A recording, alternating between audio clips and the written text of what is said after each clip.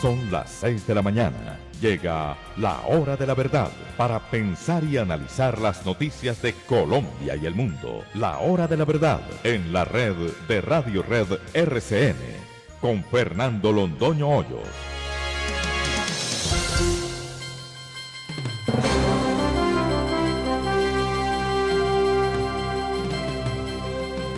Muy buenos días, son las 6 de la mañana de este lunes 18 de noviembre de 2019, esta es la hora de la verdad.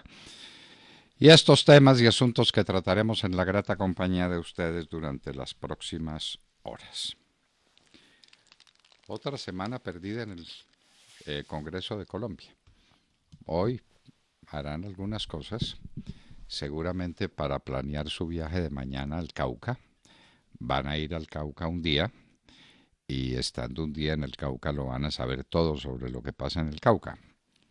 Bueno, pero eso decidió el Congreso y entonces gran paseo al Cauca mañana. El miércoles, como es víspera del movimiento famoso del jueves, no habrá Congreso. El jueves, por supuesto que tampoco. Y ya se acabó la semana. De manera que una semana perdida. Y el gobierno con su ley de financiamiento ahí colgando de un hilo. ¿Cuántos días perderemos por el paro? El jueves con seguridad. El jueves no habrá actividad normal en el país y probablemente la cosa se extienda para hacer un puente, un largo puente, hasta el domingo. Suponemos que eso en el mejor de los casos. Esta es una noticia que se desapareció en el vacío. Seguramente le tiraron las tiernas orejitas a Miss Colombia para decirle que no puede hacer política, porque estuvo dedicada a hacer política, encantada. Ella no sabía de qué la habían nombrado, la nombraron como la mujer más bella de Colombia, para que esté pendiente de todos nosotros y para que nos dé un aliciente en la vida, y resolvió hacer política. La callaron. Seguramente Raimundo logró silenciarla. El horror de Chile. Lo que ha pasado en Chile es sencillamente el horror. Vimos las profanaciones a la catedral. Entraron las hordas, tiraron todas las estatuas y las rompieron, profanaron lo que tenían que profanar y atacaban a la gente porque la querían atacar. Vimos el video de una señora que en alguna parte se dijo equivocadamente que era la hija de Pinochet, pero eso es el espanto, eso es el espanto. Y quienes protagonizan el tema son unos mocosos que no tienen la menor idea de lo que fue Chile, de dónde sacó el gobierno de Pinochet con los Chicago Boys a ese país que lo tenía postrado el gobierno de Allende hasta límites apenas comparables con lo que está sucediendo hoy en Venezuela. A esos jovencitos como que no les contaron la historia y ahora quieren hacer de Chile un nuevo Allendazo, o quieren hacer en Chile un nuevo Allendazo. Vamos a ver qué ocurre en ese país. Si Piñera logra recomponer las cosas, aunque ha resuelto por último pelear con las fuerzas militares que están acuarteladas. Mala idea, señor Piñera. Muy mala idea. El juicio a Trump. Están recibiendo declaraciones, nos parecen que completamente insulsas. Recibieron las declaraciones de una ex embajadora en Ucrania que no dijo absolutamente nada sobre el tema central que se está discutiendo, y los demócratas viendo cómo relacionan esas declaraciones de una mujer resentida porque la destituyeron, cómo une eso con el tema de Trump. Nos parece que de pronto la gente se canse de tanto espectáculo. Juan Manuel Santos en España. Esto pasó desapercibido. Estuvo por allá dictando una conferencia y ¿saben quién era su compañero de aventura intelectual, entre comillas? Enrique Santiago, el comunista español que estuvo en Cuba dirigiendo las cosas de las FARC, un fariano total. Álvaro Leiva y él son los jefes intelectuales del pensamiento de las FARC. Pues allá estuvo Juan Manuel Santos con Enrique Santiago, en España, bien acompañados.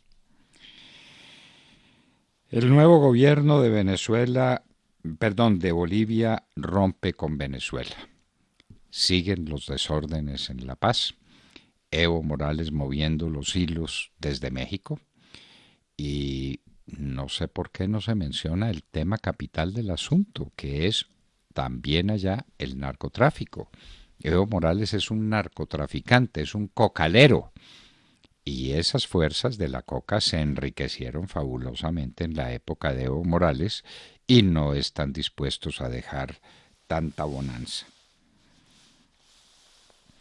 El argentino, hombre de confianza del Paisa, cayó en Bolivia y no tiene orden de captura en Colombia. Ese argentino, la última noticia que tuvimos era que estaba muy mal, que estaba entre la vida y la muerte, pero no se volvió a mencionar el tema. Lo cierto es que estuvo aquí con las FARC, se entrenó con las FARC, trabajó con las FARC y luego se fue a hacer lo suyo al sur del continente y resultó herido en Bolivia. La audiencia por corrupción contra el alcalde electo de Cali fue pospuesta. Bueno, el hecho de que haya sido pospuesta no significa que no exista y que el cargo no exista.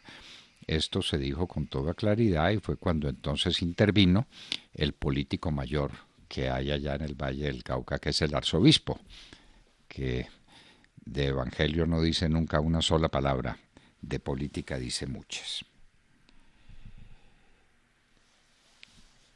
Las mociones de censura que vienen, ya les fue muy mal con la aventura para censurar al ministro Botero. Presentó renuncia, le aceptaron la renuncia y la moción de censura fue negada por el Congreso. Pero les quedó gustando el tema y vienen contra la ministra de Minas porque no ha podido resolver el problema de Electricaribe, pues que no lo resuelve nadie. Eso no se resuelve sino con una millonada que ya estamos pagando los colombianos y que nos van a invitar a pagar a todos en mayor cantidad. Eso no lo va a comprar nadie. Y la pobre ministra de Minas a pagar el pato y a responder por Electricaribe. Y después el ministro de Agricultura, contra quien tienen tan poco argumento que se han visto obligados a discutir el tema de las aletas de tiburón. Por primera vez, el gobierno, este ministro, le pone un límite a la cacería indiscriminada de tiburones y entonces le caen encima y lo quieren tumbar. Eso es un pretexto, como se ve, son pretextos para acosar al gobierno, para rendir al gobierno y obligar al gobierno a que entregue el poder. Claro que lo tiene entregado hace mucho tiempo, nunca lo asumió, pero por lo menos la parte que le queda, que la comparta con las fuerzas que llaman independientes, que de independientes no tienen nada. Sancionada ley que prohíbe consumo de drogas donde haya niños. Eso quiere decir que está autorizado el consumo de drogas donde no hay niños. ¿Quiere decir o no? Porque si yo prohíbo que se consuma drogas donde hay niños, tácitamente, a contrario sensu, decimos los especialistas en hermenéutica jurídica, es decir, en interpretación de la ley, a contrario sensu, está permitido consumir droga donde no hay niños. Luego está permitido el consumo de drogas en Colombia. Ay, Dios mío, por Dios. Estos legisladores nuestros, este gobierno legislando. 2 muertos y 3 heridos en Polideportivo de San Pedro Valle. Nadie volvió a hablar del tema. no son sino 2 muertos y 3 heridos en una ciudad que queda ahí en las goteras de Buga, al pie de Cali. La amante del testaferro de Maduro, un señor que se llama Alex Saab, llena de bienes, desapareció, dicen que está en Rusia, y se han incautado una cantidad de bienes de esa mujer. Así se roban a Venezuela, señores. Fue capturado el exdirectivo de la Universidad Distrital que se voló con 10.000 millones de pesos. Ahí le quitaron un argumento para marchar los de la Universidad Distrital, que decían que una de las razones para marchar el jueves era precisamente la impunidad en el caso de este hombre que se robó 10.000 millones de pesos con unas tarjetas de crédito y ya fue capturado. Entonces se acabó un motivo para la marcha, pero motivo será cualquiera. Soldados chinos en las calles de Hong Kong. No es juego, pero siguen los desórdenes en Hong Kong, siguen los problemas en Hong Kong, hasta que eso termine por explotar. Y ahora la protesta es en Venezuela. Ayer o anteayer, las marchas organizadas por Guaidó fueron enormes, gigantescas, pero entonces Maduro hizo llamar a todos sus bandidos, los hizo traer en buses de muy distintas partes para que enfrentaran a los marchistas, a los que protestan. Y eso es a puñalada limpia o a bala. Vamos a ver qué pasa. Recordemos que cuando estaban en su punto más alto las protestas multitudinarias contra el régimen de Maduro, intervino un personaje muy especial y las acabó, el Papa Francisco. El Papa Francisco es responsable, es culpable de muchas cosas que han pasado en Venezuela en mucho tiempo, porque Maduro estaba caído y le dio un nuevo impulso hablando de diálogos que dirigiría el Vaticano. Por supuesto no hubo diálogos, no hubo nada, Maduro se quedó en el poder y el Papa Francisco mantuvo a uno de sus amigos, que los tiene varios por este lado, como por Evo Morales y Juan Manuel Santos, todos son amigos del Papa Francisco. Fue decretado el acuartelamiento de primer grado para proteger al país este próximo 21. Los militares no podrán retirarse de sus guarniciones, todos listos para defender el país. No se sabe cómo lo van a defender y no se sabe si se van a militarizar las calles de las ciudades ese día. Los planes contra manifestación del 21 no son claros. Bueno, como pasan tantas cosas por aquí. Hay balacera o hubo balacera en Fresno, California. Esta es una noticia que tenemos de última hora. Con 9 heridos, parece que también hay muertos. La noticia apenas está en desarrollo. Ahora las protestas también son en Irán.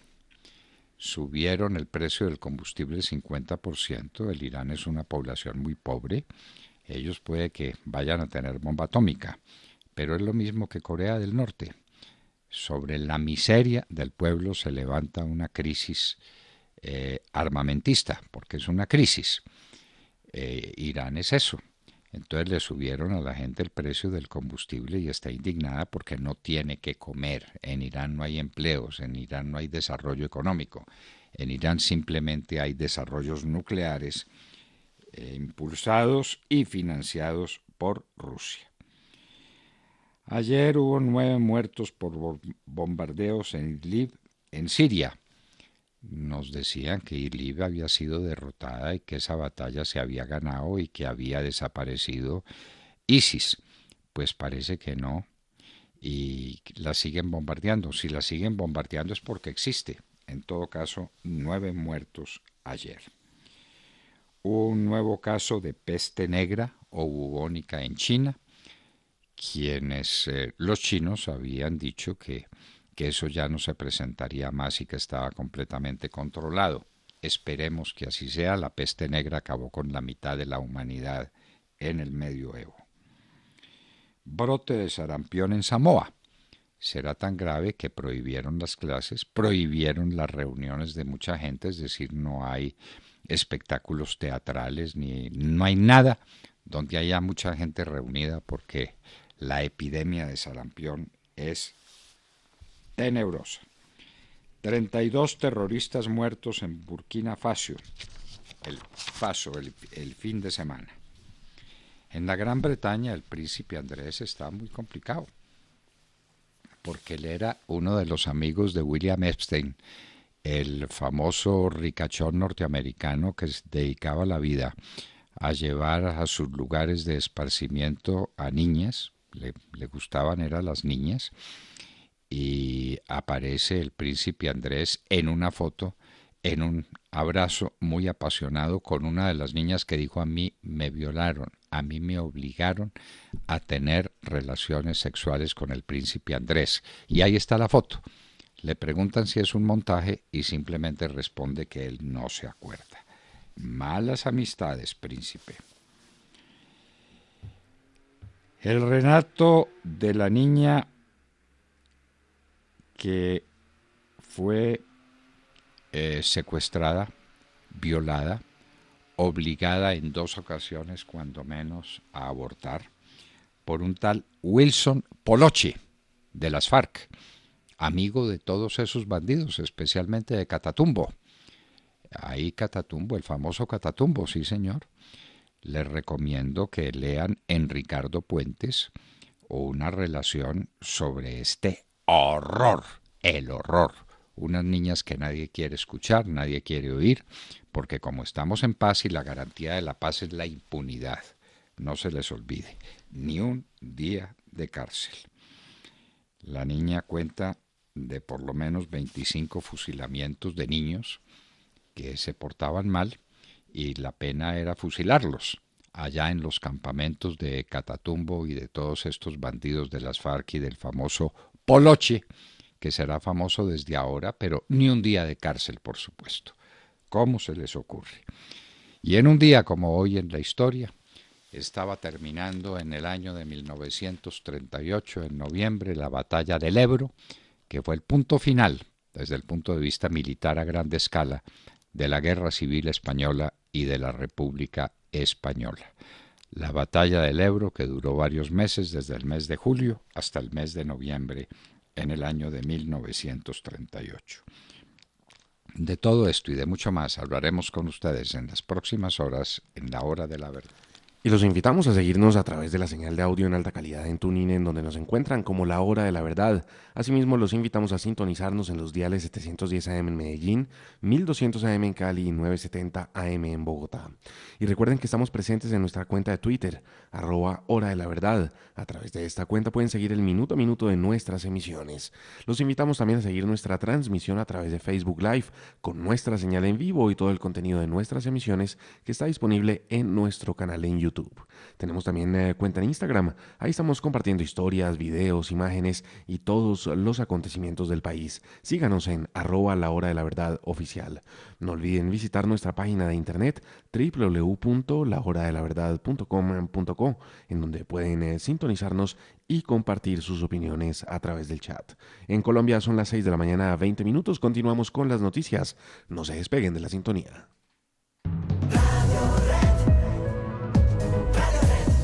Radio Red de RCN Radio. Sintonícela en los 970 AM en Bogotá, 710 AM en Medellín y 1200 AM en Cali. Y déjese atrapar por lo bueno. Radio Red, atrapa lo que vale la pena.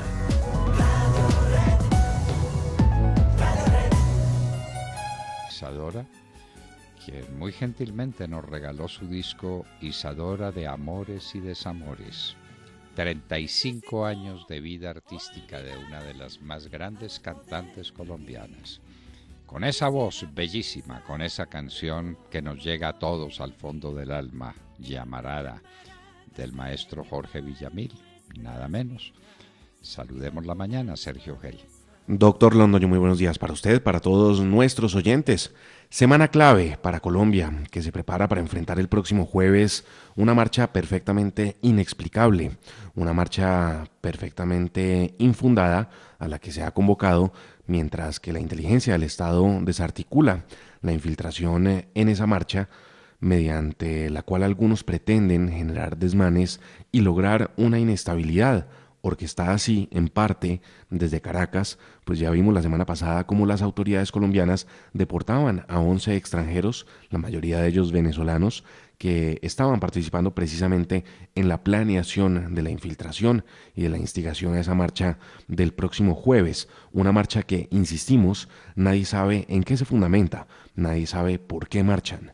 No hay una reforma pensional en trámite, no hay una reforma laboral en curso y sigue siendo absolutamente inexplicable lo que ocurrirá el próximo jueves 21 de noviembre, día en que ya muchos centros educativos además han anunciado que no habrá clases. Por ejemplo, la Universidad de los Andes ya hizo su anuncio, igualmente lo hizo la Universidad del Rosario, esto en Bogotá, y al menos en la capital y en sus alrededores ya son decenas los colegios que han cancelado sus clases para el próximo jueves, con lo que las marchas logran un primer objetivo, y es vulnerar el derecho fundamental a la educación de miles y miles de niños, jóvenes y adolescentes, que tendrán que permanecer entonces en sus casas, encerrados por el miedo que se ha generado por los anuncios de esas marchas del 21 de noviembre. La situación no está fácil, hay motivos para preocuparse, hay en este momento orden de acuartelamiento en primer grado de la fuerza pública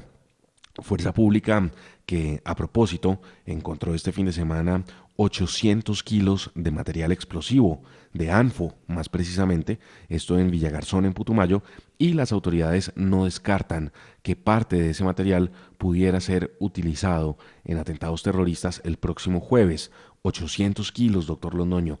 Con esa cantidad de explosivos, el daño que se puede hacer es verdaderamente inmenso. Esto, digamos, es una dimensión, yo creo que desconocida. Es muchísimo, es casi una tonelada de explosivos y el daño podría ser inmenso. Lo cierto es que la fuerza pública pues dio ese golpe por fortuna, encontró esos 800 kilos de explosivos en Villagarzón, en Putumayo. La inteligencia está tratando de averiguar qué se pretendía hacer con ese material explosivo, pero lo cierto es que, insistimos, pues hay orden de acuartelamiento en primer grado y la situación no está nada fácil, no pinta nada fácil para esta semana, sobre todo para el próximo jueves 21 de noviembre, cuando en Colombia viviremos una jornada pues clave y decisiva para nuestro futuro. Dependiendo de cómo resulten esas marchas y de cómo sean controladas, pues tendremos la estabilidad o la inestabilidad en nuestro país. Ojalá sea pues la estabilidad y que la fuerza pública logre actuar y contrarrestar pues esas infiltraciones que se pretenden hacer sobre unas marchas que, insistimos aquí, pues no tienen fundamento alguno. Ya veremos qué ocurre, pero le seguiremos por supuesto la pista todos estos días. Estaremos muy pendientes de lo que ocurra en las marchas del próximo 21 de noviembre. Por supuesto que cuando se hace una interceptación de semejante cantidad de material explosivo, de explosivos, uno se pregunta cuántos kilos lograron pasar, si se interceptaron 800.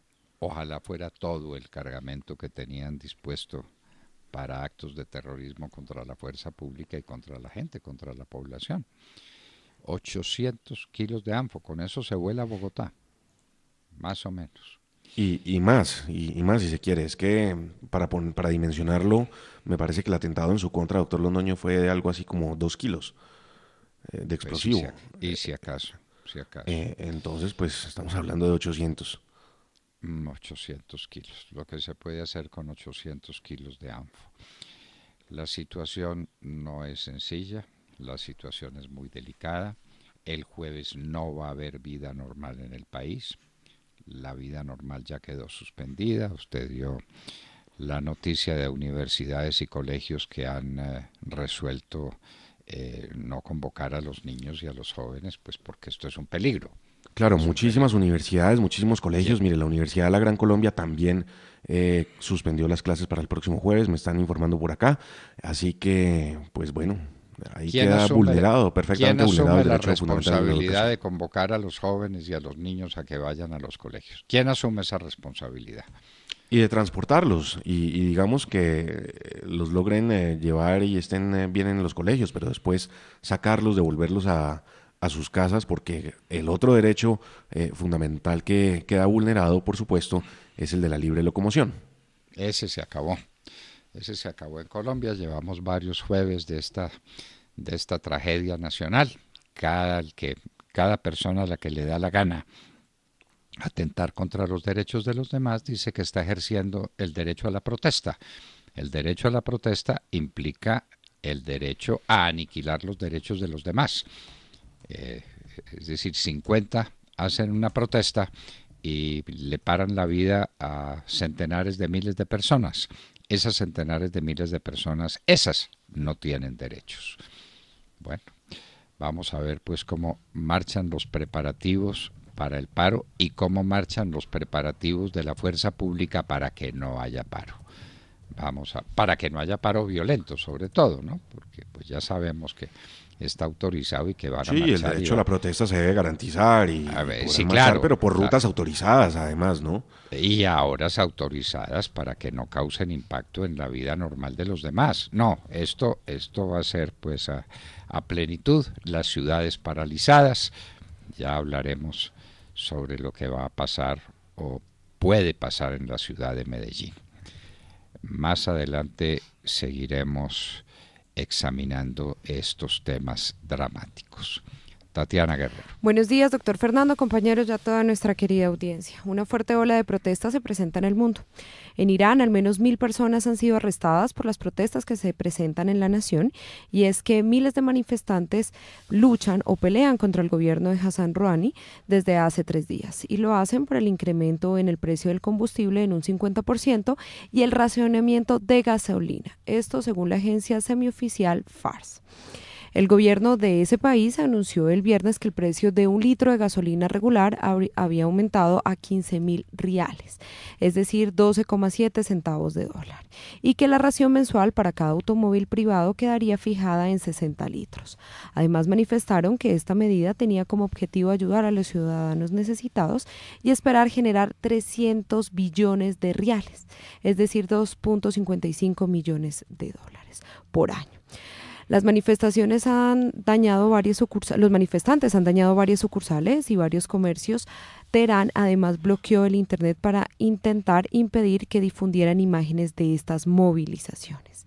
En Hong Kong las protestas fuertes también continúan.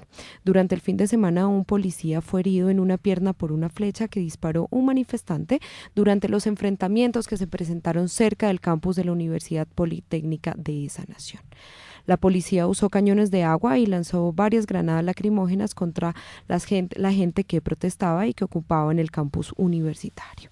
Hoy las protestas continúan. El gobierno de esa nación amenaza en usar el ejército para disolver las protestas. Recordemos que estas iniciaron por una ley de extradición, la cual ya fue retirada del Congreso. En Bolivia también continúan las manifestaciones, y es que recordemos que estas manifestaciones iniciaron desde que se conocieron los fraudulentos resultados de las pasadas elecciones presidenciales y que dieron como consecuencia la renuncia de Evo Morales.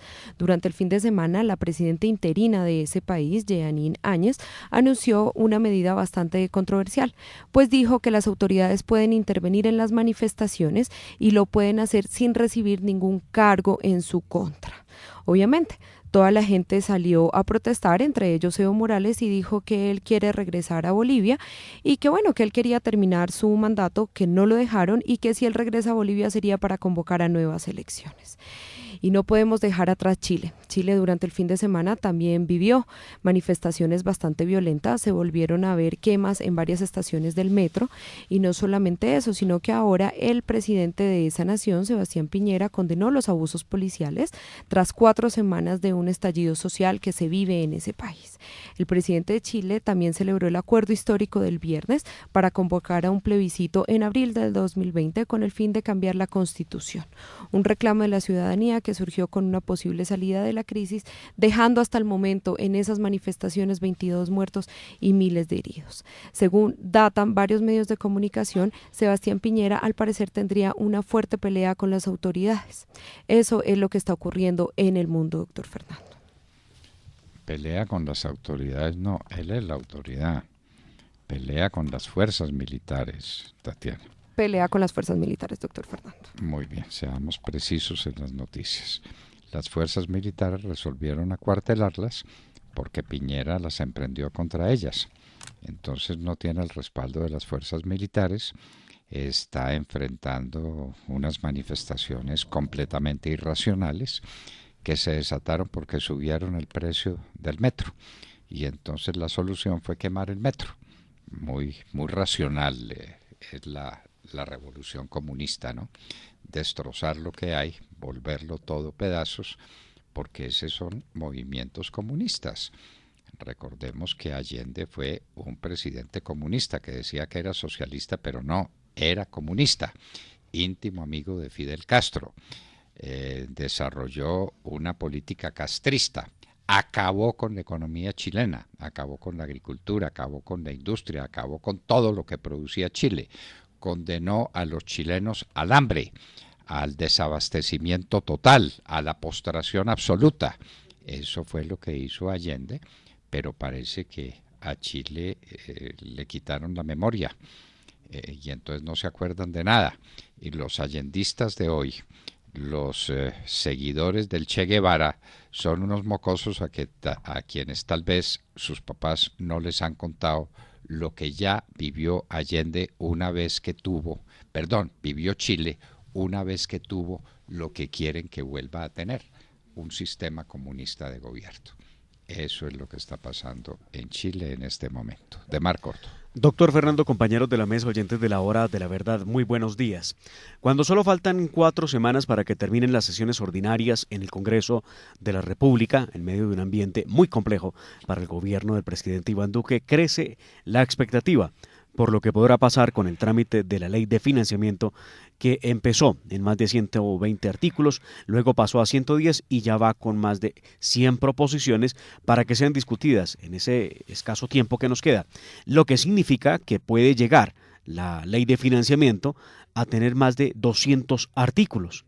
Pues como era de esperarse, los partidos aprovecharon para meterle la mano con más elementos a esa norma, sobre todo los partidos que se han declarado no solamente en oposición, sino independientes, el caso del Partido Liberal, el caso de Cambio Radical y del Partido de la U. El gobierno nacional le ha apostado a la nueva ley que ya no se llama de financiamiento, sino que es la ley por medio de la cual se adoptan normas para la promoción del crecimiento económico, la inversión, el fortalecimiento de las finanzas públicas y la progresividad, equidad y eficiencia del sistema tributario, de acuerdo con los objetivos sobre la materia que se impulsaron en la Ley 1943 del 2018 y se dictan otras disposiciones. Acabo de leer el título de la nueva norma, una norma con más nombre que futuro, dirían algunos, por el articulado que se aumentó, por cuanto los partidos de oposición e independientes pondrán su granito de arena para hacerla bastante interesante en los debates. El problema no solo será poder discutir esta cantidad de proposiciones y de artículos, sino el tiempo, pues 4 semanas más una de extras son tiempos justos para aprobar la ley de financiamiento que lleva 4 semanas recorriendo los pasillos del Congreso de la República, donde el gobierno se ha sentado en numerosas ocasiones con las bancadas para lograr los apoyos necesarios. Esta semana las sesiones en el Congreso de la República arrancan desde hoy lunes con discusión y votación de proyectos. Mañana habrá sesión, pero será desde el departamento del Cauca, donde los legisladores trabajarán para poder determinar desde ese departamento la situación de lo que está ocurriendo allí con temas de violencia y narcotráfico que mantienen su crecimiento en este lugar de Colombia.